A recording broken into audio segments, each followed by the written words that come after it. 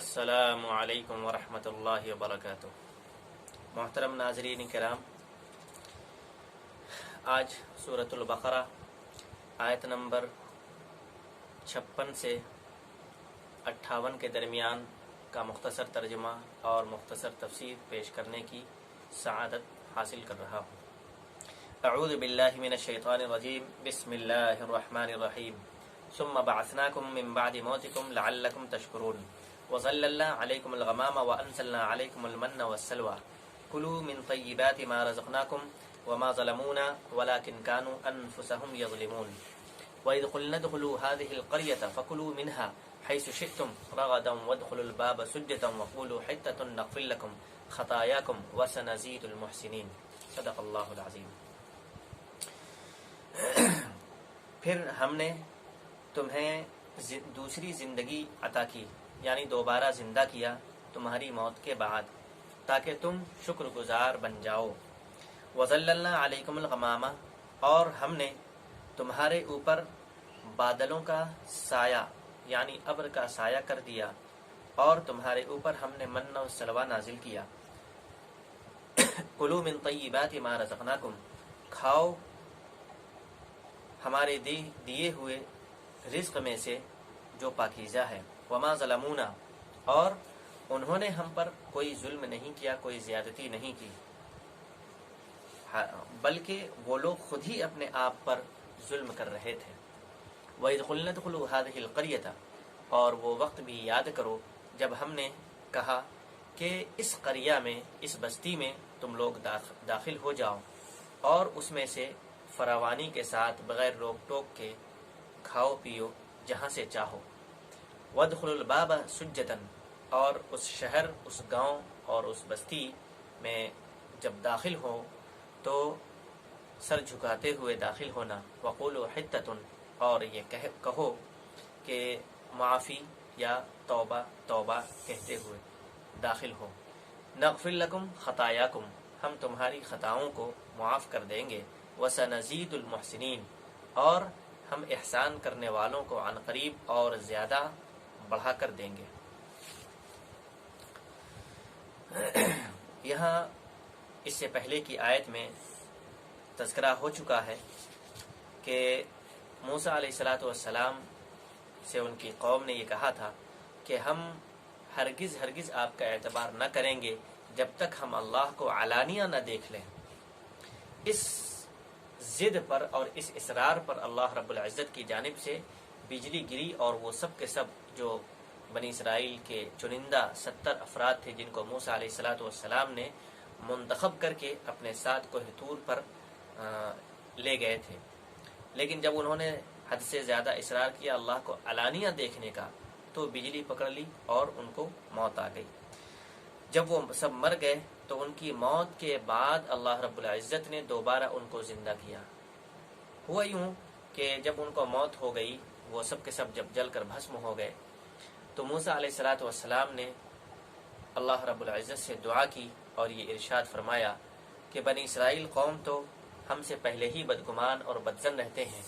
اور اب جب ان لوگوں کی موت ایک ساتھ ہو گئی ہے اور میں اب واپس جب اپنی قوم میں جاؤں گا تو وہ یہ سوچیں گے کہ ان کو کسی حربے سے، کسی وجہ سے، کسی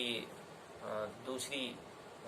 تدبیر کر کے انہیں لے جا کر ان لوگ موسیٰ علیہ الصلاۃ والسلام نے ان سب کو ہلاک کر دیا ہے، تو یہ بہتان اور یہ الزام مجھ پر آئے گا۔ اس واسطے اس الزام کو دور کرنے کے لیے اس بہتان سے ہمیں بچا لیجئے اور ان سب کو دوبارہ زندگی عطا کر دیجئے۔ کیونکہ نبی وقت کے سب سے بڑے اللہ کے برگزیدہ بندے ہوتے ہیں، اس واسطے موسیٰ علیہ الصلاۃ والسلام کی اس دعا کو اللہ نے قبول کی اور انہیں دوبارہ زندگی عطا کی۔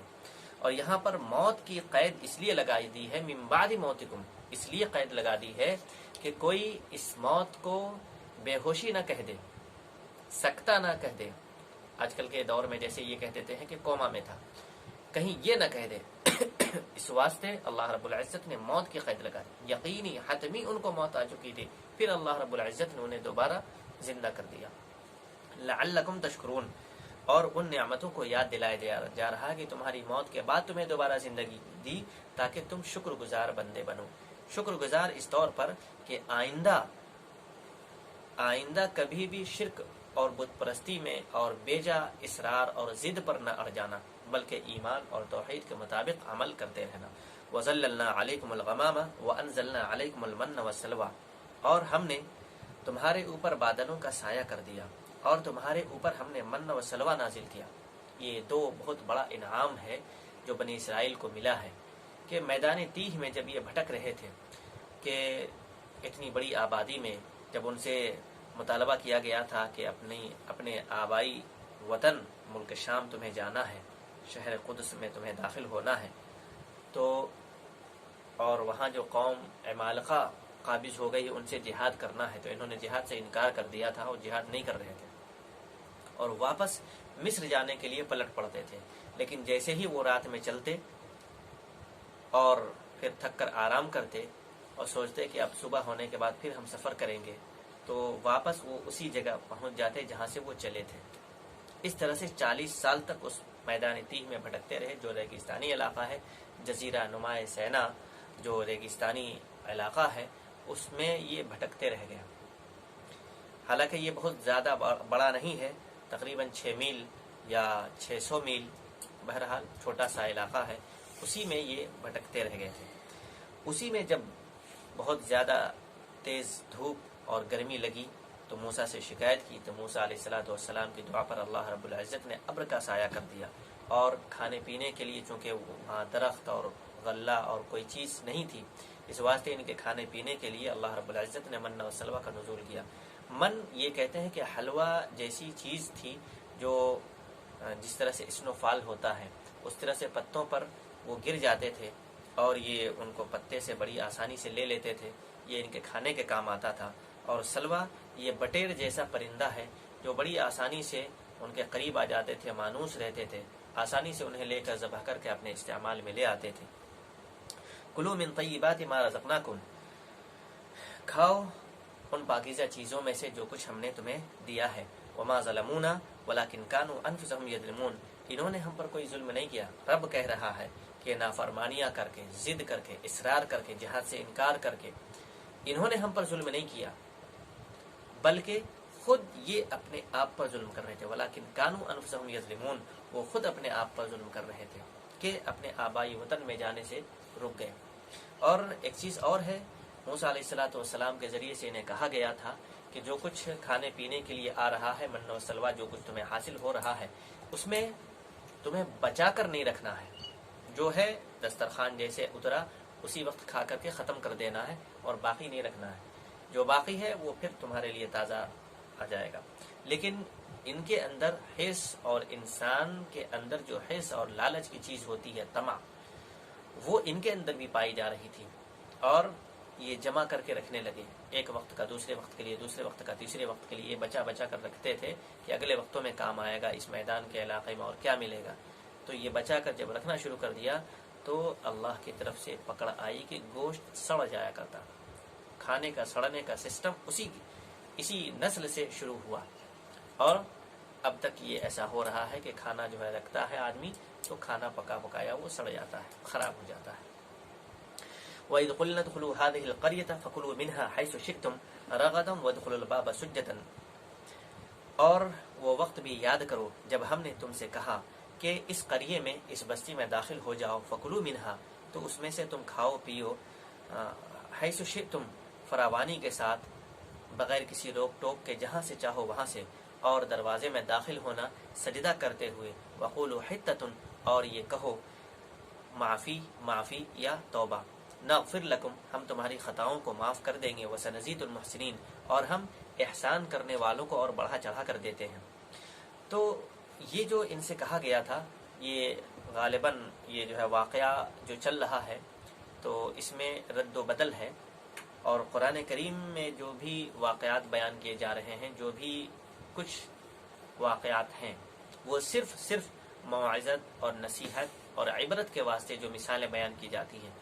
ورنہ حقیقت میں قرآن تاریخی کتاب نہیں ہے، واقعات کی کتاب نہیں ہے۔ قوموں اور نسلوں کا تذکرہ اس میں عبرت کے واسطے ہوتی ہے، نصیحت کے واسطے ہوتی ہے۔ اس لیے یہاں پر واقعہ کا الٹ پھیر ہے کہ انہوں نے جب کہا تھا موسیٰ علیہ السلام سے کہ ایک کھانے پر ہم صبر نہیں کر سکتے، ہمیں تو وہ چاہیے جو چیزیں زمین اگاتی ہیں، وقصائها وفومها وعدسها وبصلها، یہ چیزیں جب انہوں نے مطالبہ کیا تھا تب موسیٰ علیہ السلام کے ذریعے سے حکم دیا گیا کہ فلاں بستی میں چلے جاؤ اور تمہارے مطلب کی چیزیں وہاں ملیں گی، تمہیں دال ملے گی، پیاز ملے گی اور ککڑی ملے گی اور لوبیا، یہ سب چیزیں جو ہیں وہاں ملیں گی تمہیں۔ تو ان سے جب کہا گیا کہ اس بستی میں داخل ہونا تو سجدہ کرتے ہوئے، جھکتے ہوئے جانا،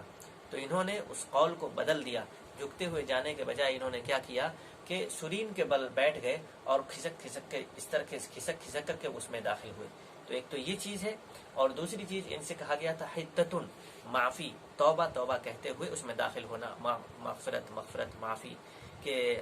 انسان ندامت کے ساتھ اس میں داخل ہو، یہ آداب سکھائے گئے تھے، لیکن انہوں نے اس کو بھی نہیں مانا اور حتتن کے بجائے انہوں نے حنتتن، حنتتن جس کا معنی ہوتا ہے گیہوں، یہ کہتے ہوئے اس میں داخل ہوئے۔ تو یہ بڑی ہی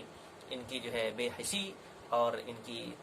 بے وقوفی کہہ لیجئے یا ان کی انا ہٹ دھرمی کہہ لیجئے، یہ کہتے ہوئے اس میں داخل ہوئے۔ اور رب کا تو یہ کہنا تھا، رب کا تو مطالبہ یہ تھا، رب کا حکم یہ تھا کہ یہ معافی کہتے ہوئے داخل ہو جائیں، سجدہ کرتے ہوئے اس میں داخل ہو جائیں،